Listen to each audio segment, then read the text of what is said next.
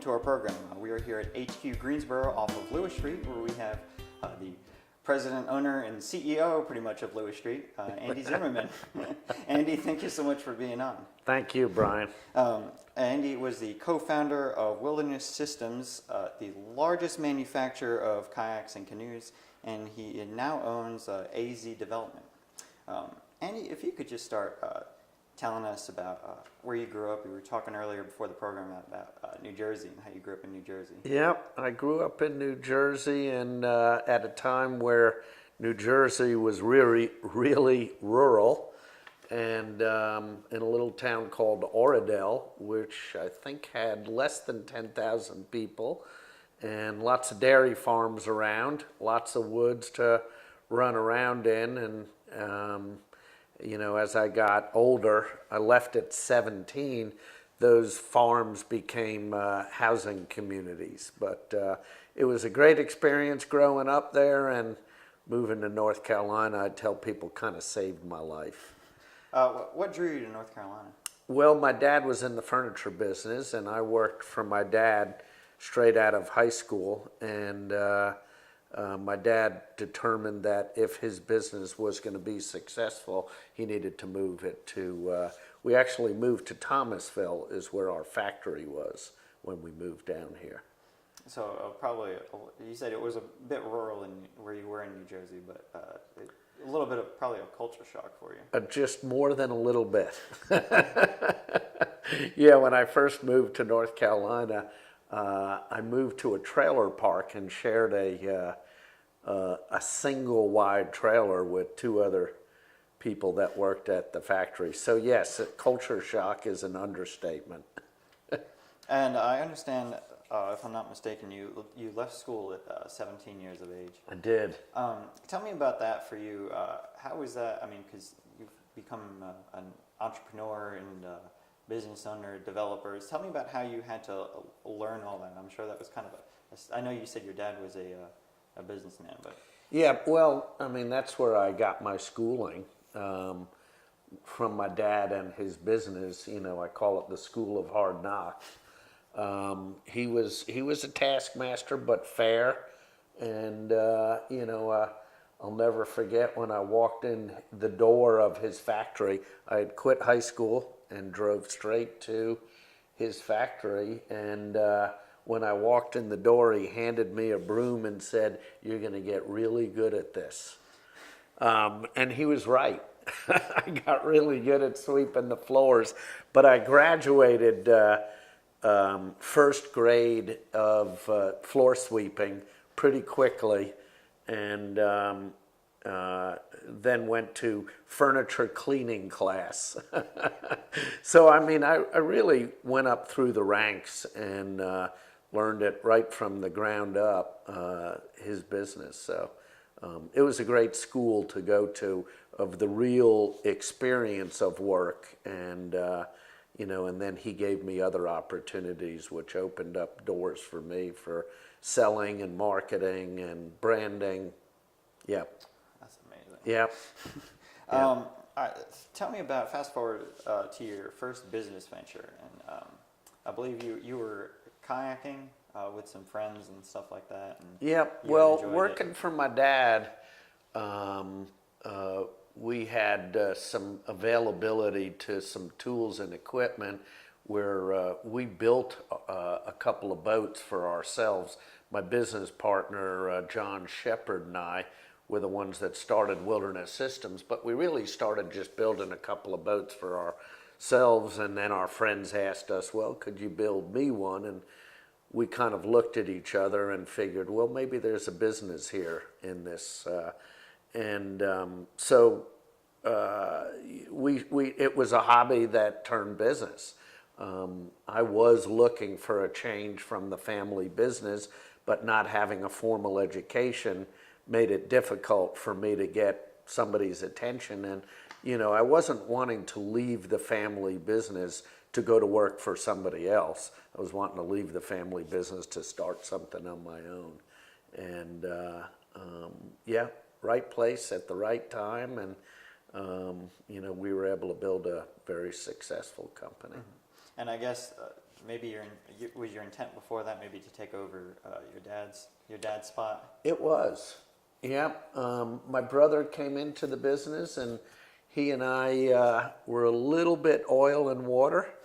And, and so I just determined that I would strike out on my own and find something that I loved, which not a lot of people in this world get to do that, do something that they love every day. And so work isn't work at that point,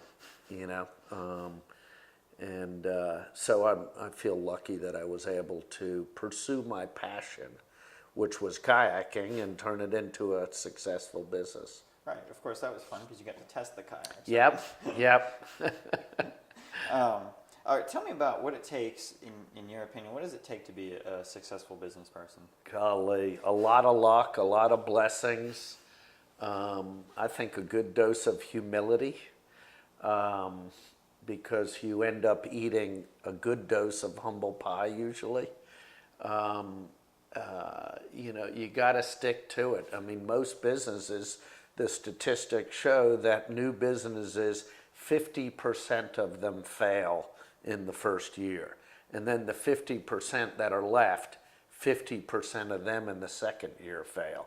So the odds are really against you for success. And, it's just a matter of saying, I'm going to stick this out and make it happen come heck or high water. And eventually you would end up selling that business. Where did you turn after that? I mean, what was your goal after that? I would say that I was pretty lost after I sold the company.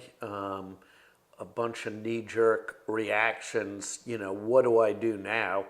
And it really is you hear the saying, it's like your baby, you started it, and the baby's just left the nest, and now what do you do once you're empty nesting? And there's a lot of truth to those analogies, and so there was a period of time where I was trying to figure out what my next steps would be, and lo and behold, and no, I never thought of it, that I would be getting back into the business for a second dip, into the pie there, when I went back into the business and started Native Watercraft and Legacy Paddle Sports. And, that was a great second run. It took me from 2001 until 2005 to do that. So in between building a mountain house and buying a motor home and traveling around the country and starting a little product development company and buying a building, and that was a 4-year period of, okay, what am I really doing now? Until I arrived at the decision to start again into the business when the opportunity came about. And that was a great ride for 2 years when I started Legacy Paddle Sports in 2005, and then in 2007 when the big recession hit. And I'd built a company from 30 people to 175, and then had to go cut 50 jobs out when the recession hit. So that was a difficult part of my career and experience in the second company that I started. Yeah, I can imagine. And now you are you own AZ Development. Tell me about the first building and how that came about. So the first building was on Lewis Street, and it was basically a storage for somebody to put antiques or household belongings in that were then sold at auction. And a friend of mine called me up.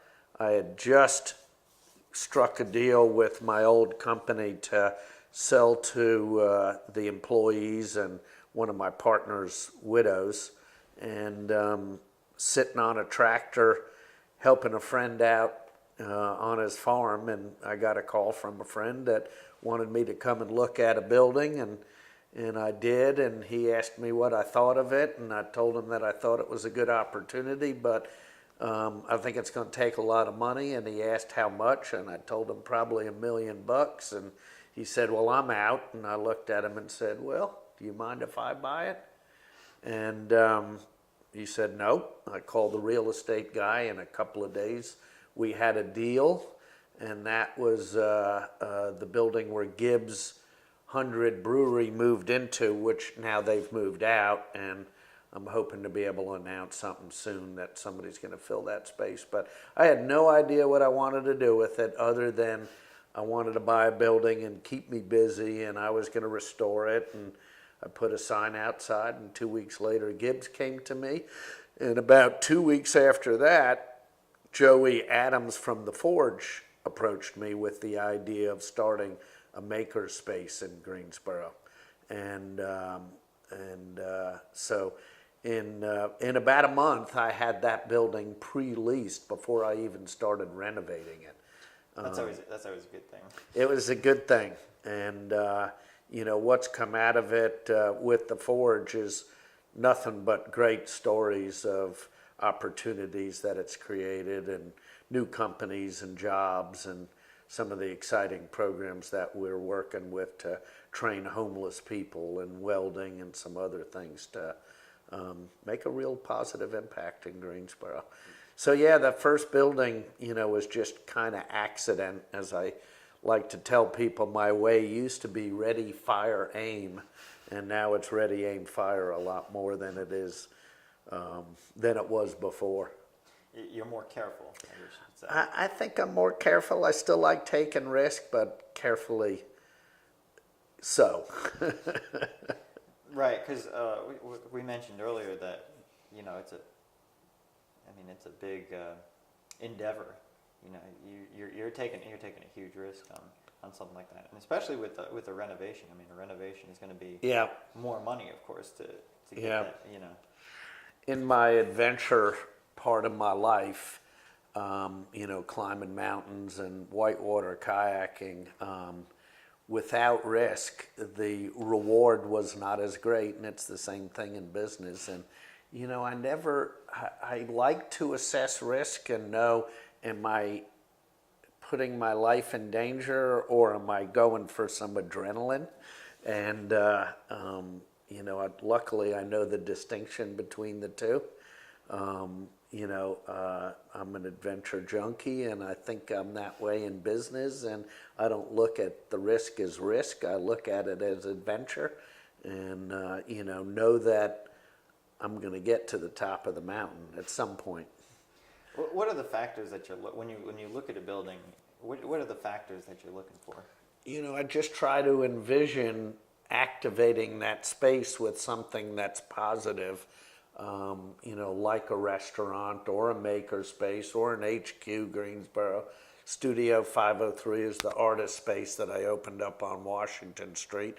And a lot of people, as I drove them by the building, would say, are you crazy putting this business here? And I've got 16 artists and the space is filled in less than a year. And so I try to just envision what could activate that space, what would be a good neighbor for the neighborhood, what business would work well in here, and look at it from that standpoint.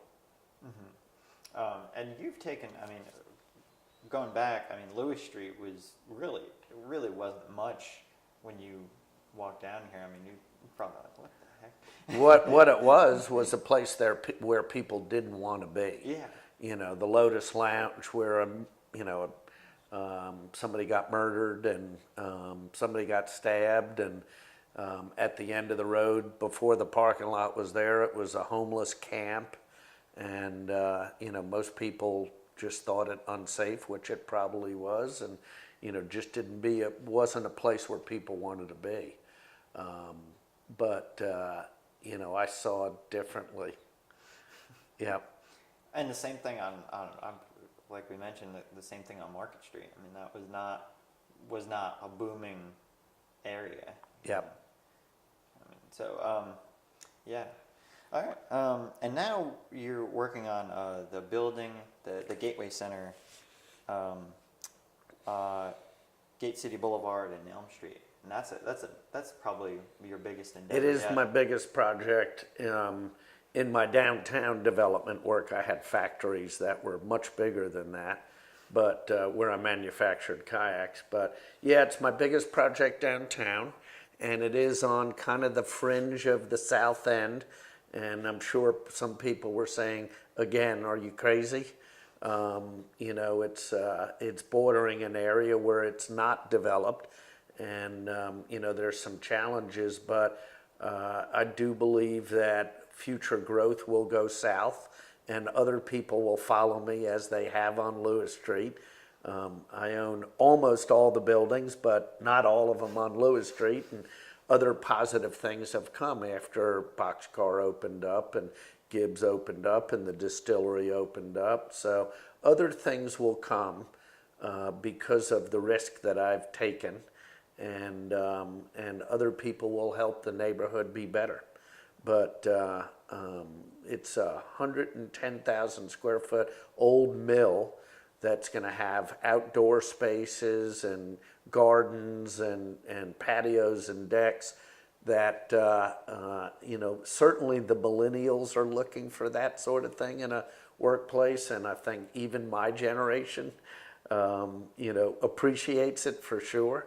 So I've created a different product that I think will fill up pretty fast once people see what, the vision is for that space. Mm-hmm. And then you also have a place on Washington, which was it has the Lime Bike and has some artist venues and stuff like that. Tell me about that for you. So when I first bought the mill over here on Gate City Boulevard and Elm Street, there were quite a few artists in that space. It was affordable space that was redone in the 80s and not redone after that. So they were smaller, inexpensive spaces for some artists to be able to do their artwork, and affordably so. And when I had to ask them to leave in order to renovate the building, I realized that there was a void in the marketplace for smaller, cooled up spaces, and artists didn't want to be out in an industrial park by themselves. They wanted to be close to downtown or downtown amongst other artists. And so when that building came available, I pretty much determined early on that I was going to cut it up into smaller spaces. I had to invest a lot in order to do that, but on the, in the end, it's proven to be, I made the right decision because I've filled up all those artist spaces. It's giving artists affordable space and a community to work in. It's what the strength is of HQ and the Forge, both being collaborative spaces. It's a community of people. And there at Studio 503, it's a community of artists, along with a couple of other businesses like Lime Bike, bike sharing, collaborative, and a music studio and a photography studio that's turned that building in East Greensboro into a strong artist community. And that was a big thing. I read that you were moving into more or less East Greensboro. You were kind of venturing your way that way. Yeah, and it's funny. Although I knew what I was doing, I didn't think of it. Oh, I'm moving into East Greensboro. I see nothing but opportunity in East Greensboro. Alan Johnson with the News and Record wrote an article and said Andy Zimmerman is the first white developer to break the kryptonite dividing line between the white and black community. And I was actually very proud of that comment. I've been welcomed with open arms in the African American community there because it is majority African American, and we have a very good, we are very diverse in our artists in both color and, and I'm sure religion and other ways, and I embrace diversity and celebrate it, and I think that's one of our strengths over there, that we do have a diverse community that everybody's getting along in. That's amazing. Yeah. And like in the last, I don't know, 5 to 7 years, maybe a little bit longer, Greensboro has seen it's particularly downtown, has seen a serious change from from its economic downturn over the last, I don't know, like 20 years. What other than people like yourself, what do you see as sort of the driving factor of that? So the town that I grew up in, like I said, had 10,000 people. And there was one street that was the main street, and everybody knew everybody, and it was really a strong community feeling. It's hard to get that community feeling in Raleigh and Charlotte with the size that they are. When I ride my bike down Elm Street, I can get waved at by 10 people, "Hey, Andy." That's not happening in other cities in North Carolina for sure. So I think our attraction is that we're a city that feels like a town, and it's intimate. It's devoid of the kind of traffic that you see in Raleigh and Durham and Charlotte, and it's just a good feeling. It's a great family town. It's affordable, and then with some of the exciting things like LeBauer Park and the Performing Arts Center and some more development work, it just feels good to live in Greensboro and be a part of a community that it just feels good to be in. I also read that you are you're not a fan of grants or government interceding in your work, as I've read, that you're sort of the one that wants to be in control. How else to put that? I did get, in order to buy the building that the Lotus was in order to make it an affordable transaction, I did need some help, and the city did give me some help in the form of a UDIG grant. That was not a fun process. I wondered, would I just have been better off not taking that money? That's not the case. I needed that money to make that deal happen, and just for people to understand, with the grant, that building, it's not underwater, but I'm certainly not making the return on investment in that building that I'm used to making or should be making for the kind of investment that I put in there. And so, the process of the politics and certain people feeling like, well, why does he deserve that money? And the grant required that 3 jobs were created from that grant, and that those jobs are in a certain price range and that they stay there for 5 years. Well, I think about 25 jobs were created from that grant, and what I invested in that building and what is coming downtown as a result of Boxcar, I think the city got a pretty darn good deal on that. And places like that, you've sort of revitalized the area. Did you envision that? When you had your first building or your first 2 buildings, did you really envision that? Nope. You just... Nope. I'd love to take credit for it. I'd love to say that it was planned. Now, in the last year or 2 years, it's planned. I have seen the impact of these businesses, and know that I turn down more than I accept. I'm not just here to sign a lease. I'm here for a right fit in the neighborhood and making a good contribution to the neighborhood. So I'm very careful in who I decide I want in my properties, and that's very important that you pick the right fits. But I'm careful in my selection, and I did not anticipate the impacts in the beginning that what I was doing was going to have on the city. Yeah. You were just trying to build your business. Just trying to build my business, keep my head down, do my work, and do it as best as I know how. And tell me about the influence that you have on the space. Of course, you have people that you work with and stuff like that. So tell me about how much influence you have on a space and what you want to do with it when you get into it. Very important part of the process for me. I want to do it right, sometimes too right. And what that means is feeling inspired by the space that I'm in. And I think you can tell some of my signatures with a lot of big timbers on the outside of the prior and crafted Art of Street Food building that I did, and HQ with the big timbers and Boxcar with the big timbers. I think people are tired of seeing my rusting metal a little too much, but these are signatures that I want an old feel and somewhat of a new look.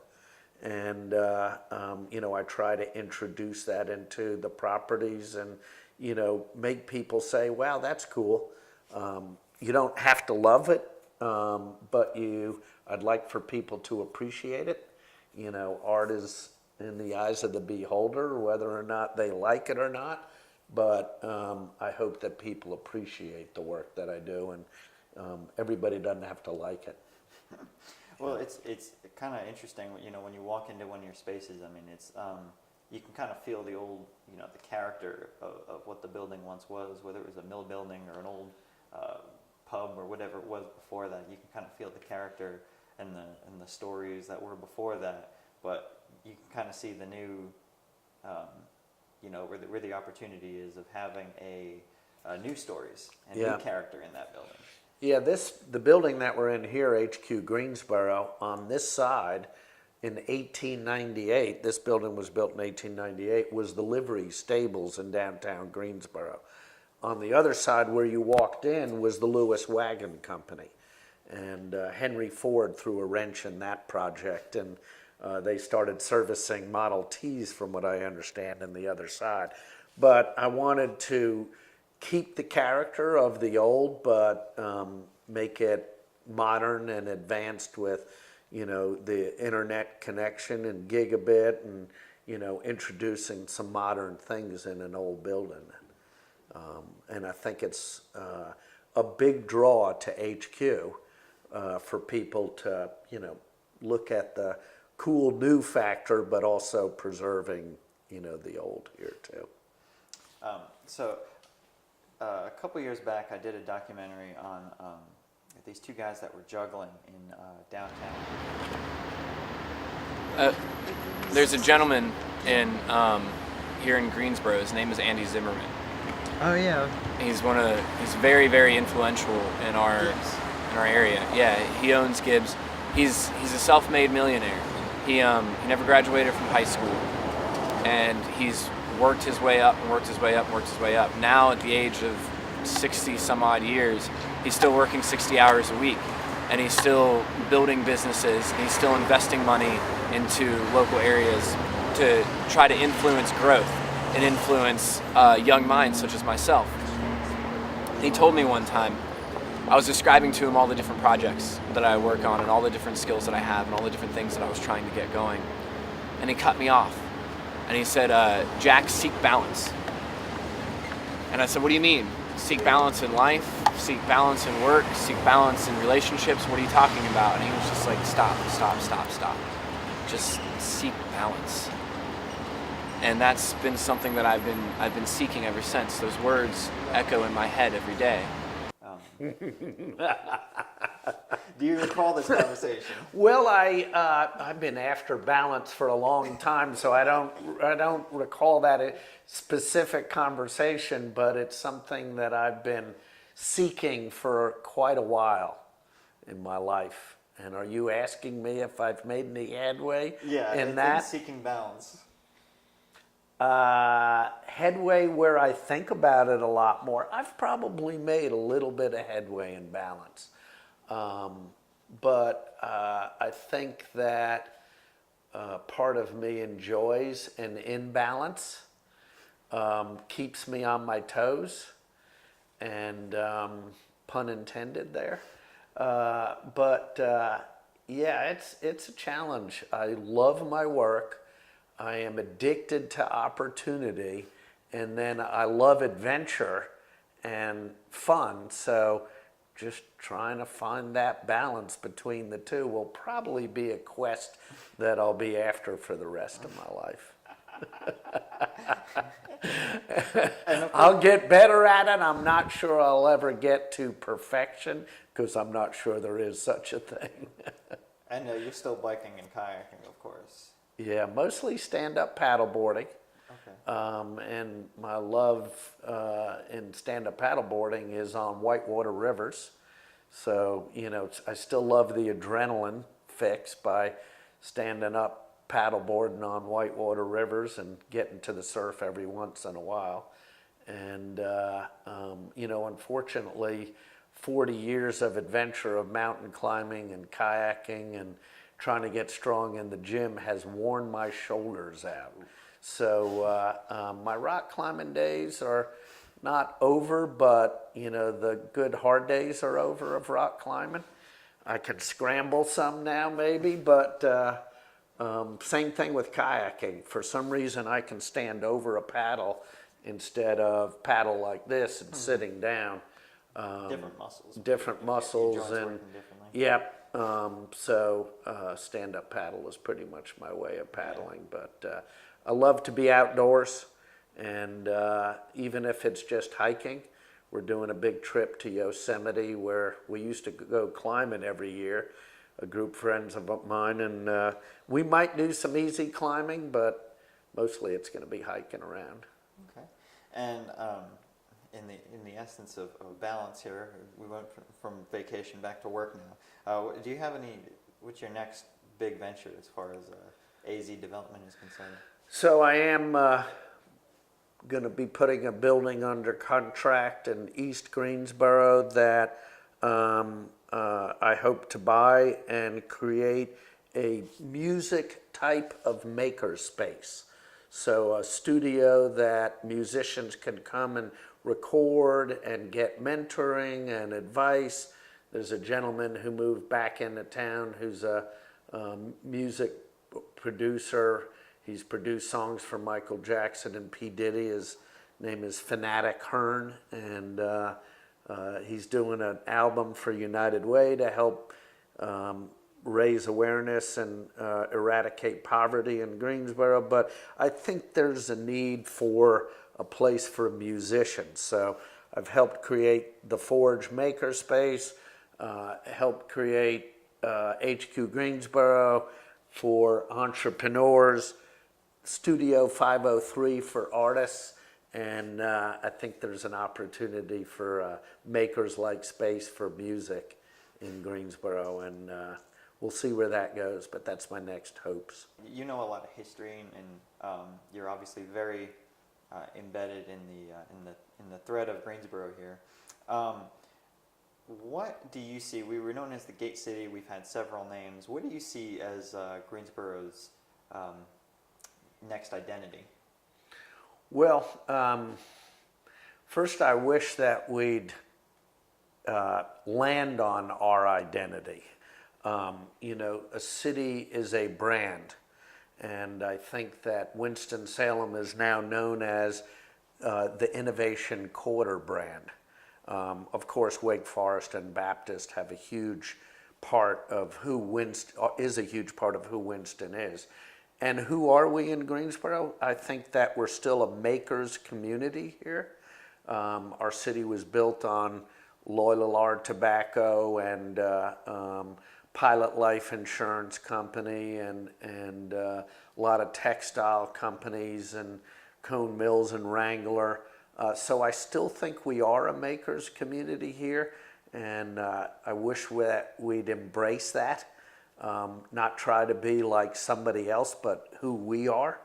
But the big thing is identifying who we are, branding ourselves to that, and spreading the word out. This is who we are.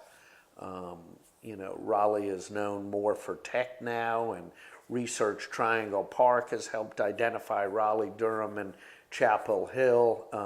I don't think we've done a good job identifying who we are and then landing on that message and brand identity and go telling the world as to who Greensboro is and what we do well. We do a lot well, and we just need to go out there and wave our flag once we know what we want on our flag. I think we're a maker's community here, and I think that's what we ought to hang our hat on. We're also a university town, between universities and colleges. We've got 6 of them here in Greensboro. So that's another identity of who we are. I'm not sure we do a good job in touting that, as part of our identity here.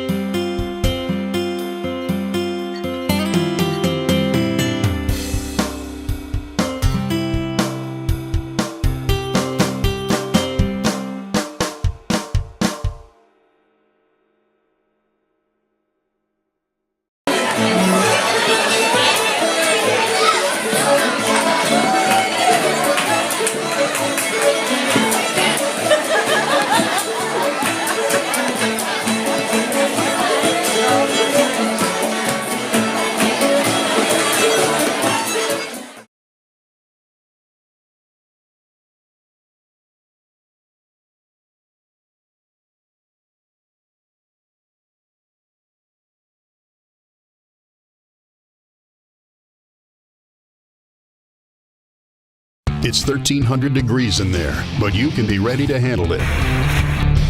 You can have the knowledge and the know-how to put the fire out and to rip the top off a car and rescue those inside. You can be a fire department and rescue volunteer, and we need you. Go to GuilfordFireandRescue.com and join a Guilford County Fire Department in your area. Get your training for free. Then get ready for the ride of your life. Volunteer today at GuilfordFireandRescue.com.